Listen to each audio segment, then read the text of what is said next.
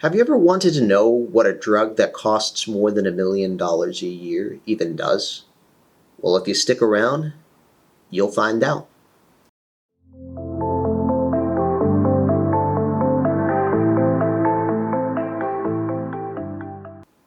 How you doing today?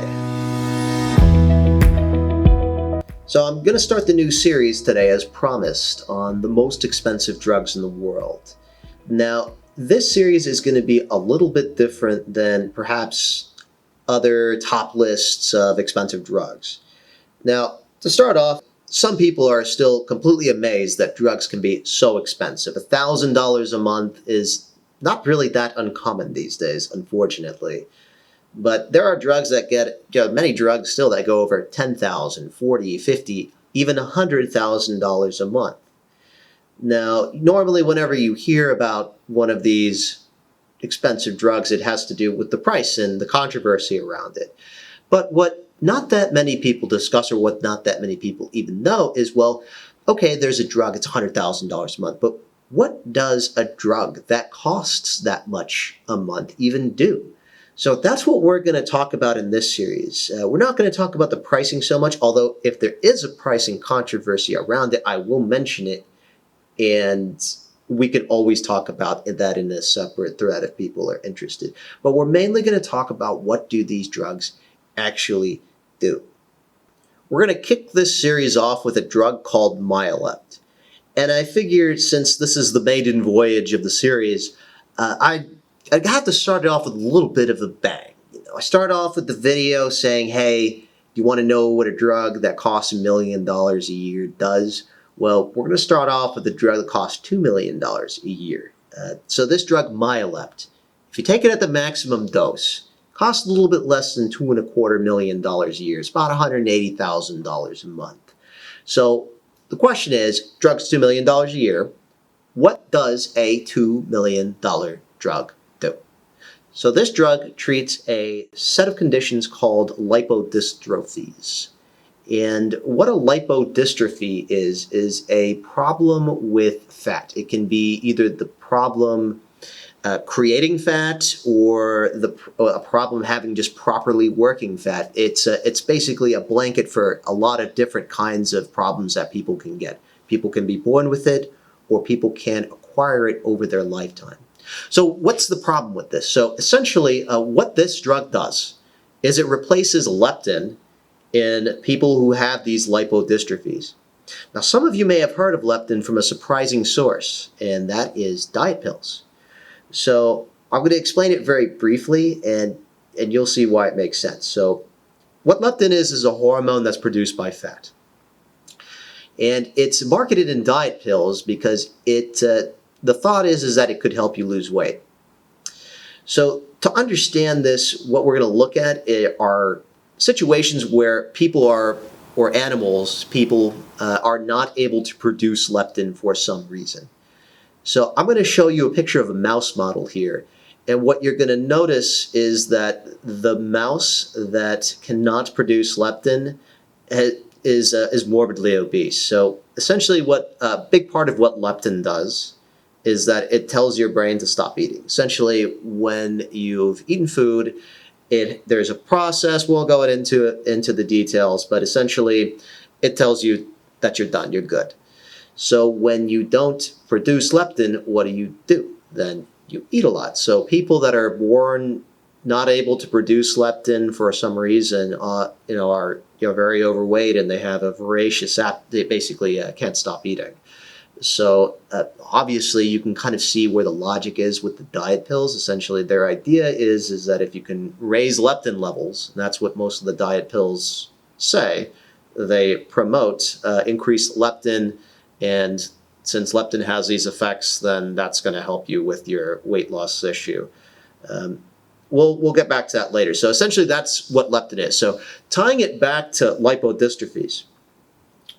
So with the lipodystrophy problems that get treated by this drug, it's generally in people that are very thin, and they will have problems where they either have an autoimmune disease that basically attacks their fat cells. Essentially, they have a problem creating or maintaining fat cells, properly working.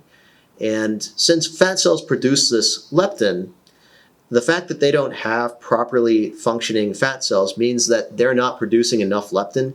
And it sort of has a similar effect as far as, well, you don't have enough leptin for whatever reason it is. You're either born without it, or you have some condition that causes you a problem producing it or utilizing it properly.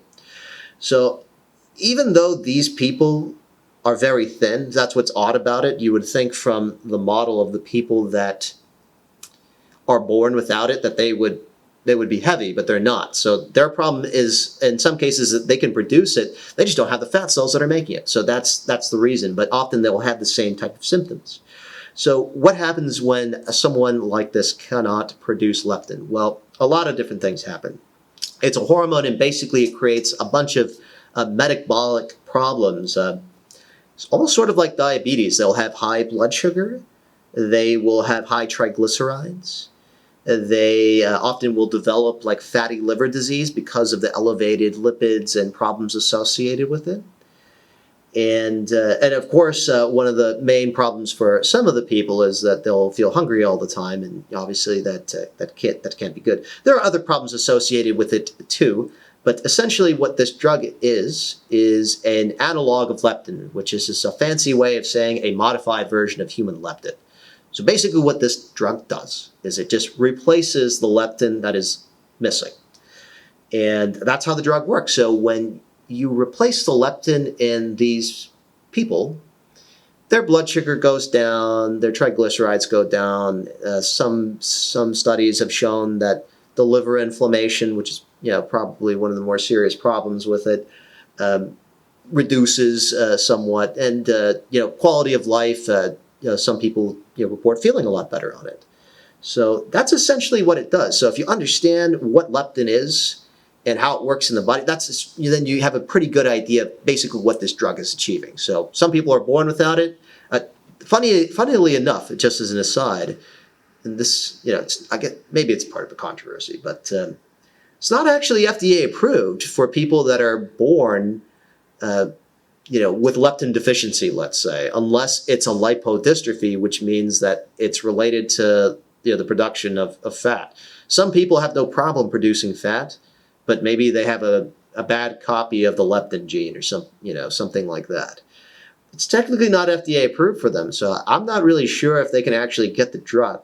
There are some other people too that could potentially benefit from it. I'll just mention it very briefly, like people with HIV, some people with diabetes, even people who are anorexic, because guess what? They have low levels of fat, and often they will have problems associated with low leptin levels all of a sudden.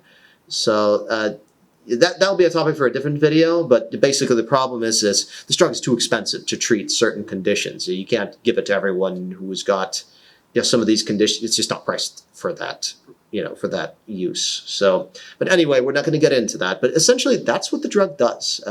I'll show you a few of the pictures up here of from the company's marketing materials, so you can kind of get an idea of like what people, with these lipodystrophies kind of looked at like, and you'll notice again that they're very, very thin there.